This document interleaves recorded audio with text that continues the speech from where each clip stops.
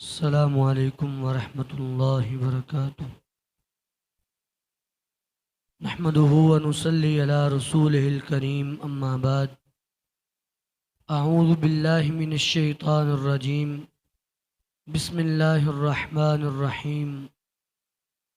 قد افلح من تزکی وذکر اسم ربہ فصلی۔ جس نے بھی اپنے آپ کا تزکیہ کیا، اللہ کا ذکر کرتا رہا اور نماز پڑھی، تحقیق وہ شخص کامیاب ہو گیا۔ تو نماز کے حوالے سے ہماری بات جاری تھی۔ نماز میں سے نماز وتر۔ آج کی پہلی حدیث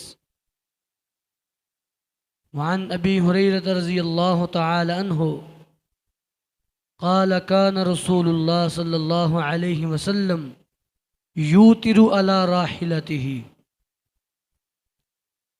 نبی مکرم صلی اللہ علیہ وسلم سفر کے دوران سواری پہ وتر پڑھ لیا کرتے تھے۔ سنن نسائی کی حدیث ہے۔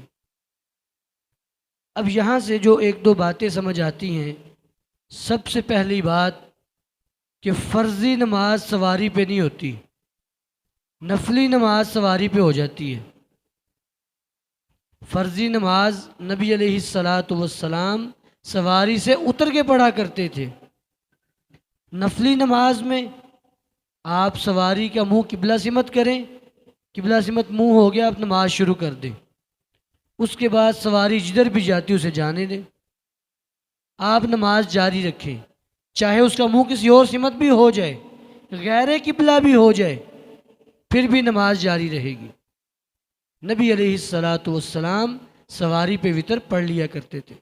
اور یہ بات بھی سمجھ آئی کہ وتر فرض نہیں ہے، نفل ہے، یہ نفلی نماز ہے، فرضی نماز نہیں ہے۔ اگر یہ فرض ہوتی تو آپ سواری پہ نہ پڑھتے۔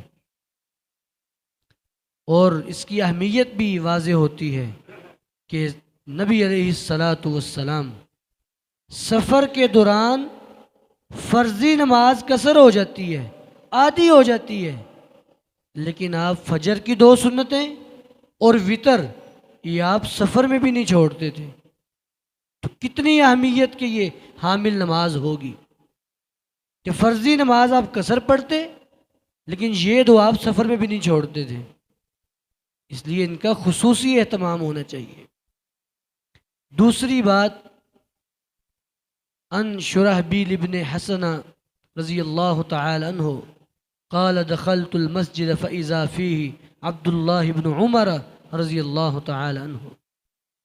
حضرت شرحبیل بن حسنہ رضی اللہ عنہ بیان فرماتے ہیں کہ میں مسجد میں گیا تو اچانک میری نظر پڑی کہ وہاں پہ صحابی رسول جناب عبداللہ بن عمر رضی اللہ تعالی عنہ وہ تشریف فرما تھے۔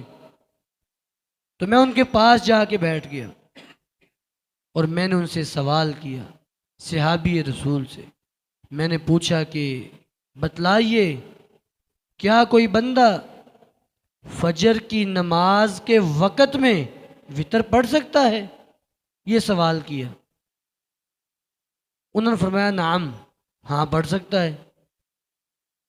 فرمانے لگے وبعد الاقامت، اقامت کے بعد بھی پڑھ سکتا ہے۔ اچھا، اب اس میں مسئلہ کیا بیان ہوا؟ جب میں نے کل کہا تھا نا اس کی دلائل بھی ترتیب آتے جائیں گے، کل یہ بات بیان کی تھی کہ عام حکم یہی ہے کہ اپنی رات کی آخری نماز وتر کو بنائیں، وتر آخر میں پڑھیں۔ کبھی کبھار میں گنجائش ہوتی، جو کبھی کبھی کا حکم ہوتا ہے اس میں گنجائش ہوتی ہے، اور یہ اس کی دلیل ہے۔ اگر کبھی آپ کا وتر رہ گیا ہے، عشاء کے بعد پڑھا نہیں، رات کو اٹھ نہیں سکے، اب جب آپ اٹھیں فجر کی اذان ہو رہی تو آپ وتر پڑھ لیں، اگرچہ فجر کا وقت شروع ہو چکا ہے پھر بھی آپ وتر پڑھ سکتے ہیں۔ پہلے وتر پڑھیں، اس کے بعد آپ وہ 2 سنتیں پڑھ لیں فجر کی۔ تو گویا کہ کبھی کبھار میں رخصت ہوتی ہے، اجازت ہوتی ہے، بندہ پڑھ سکتے ہے۔ تیسری حدیث اور آخری، فرماتے ہیں کہ صحابہ اکرام نبی علیہ السلام وطر میں پڑھتے کیا تھے؟ فرماتے ہیں عن عبداللہ ابن عمر رضی اللہ تعالی عنہ قال كان رسول اللہ صلی اللہ علیہ وسلم یوتر بثلاث، نبی علیہ الصلاۃ والسلام کا جو اکثر عمل تھا وہ 3 رکعت وطر کا تھا۔ ویسے میں نے بتایا تھا کہ اس کے علاوہ بھی ایک بھی ثابت، 3 بھی، 5، 7، 9، 11 تک کی روایت وہ ابھی آگے آ جائیں گی، لیکن آپ کا جو اکثر عمل تھا، اکثر آپ 3 رکعت وطر پڑھتے تھے۔ وَكَانَ يَقْرَأُ فِي الْأُولَى بِسَبِّحِ اسْمَ رَبِّكَ الْأَعْلَى، آپ پہلی رکعت میں سورہ اعلیٰ پڑھا کرتے تھے، سبح اسم ربک الاعلیٰ، یہ سورت پڑھتے۔ دوسری رکعت میں آپ سورہ کافرون پڑھا کرتے تھے، اور تیسری رکعت میں سورہ اخلاص یعنی قل هو اللہ احد، یہ سورت آپ پڑھا کرتے تھے۔ تو نبی علیہ السلام اس طریقے سے وطر پڑھتے، اور جب آپ سلام پھیرتے عام نمازوں میں آپ سلام پھیرنے کے بعد اونچی آواز سے اللہ اکبر یہ کہتے، اور پھر 3 مرتبہ استغفر اللہ کہتے، لیکن وطر میں جب آپ سلام پھیرتے تو آپ 3 بار یہ کلمات کہتے، سبوح قدوس رب الملائکۃ والروح، اور صحابہ فرماتے جب آپ تیسری مرتبہ کہتے تو آواز کو تھوڑا سا مزید بلند کر دیتے۔ کتنا باریکی سے صحابہ اکرام نے بیان کیا، 3 بار کہتے اور تیسری مرتبہ میں آواز کو تھوڑا مزید بلند کر دیتے۔ اللہ رب العالمین ہمیں کتاب و سنت کو سمجھنے کی توفیق عطا فرمائے۔ وآخر دعوانا ان الحمد للہ رب العالمین۔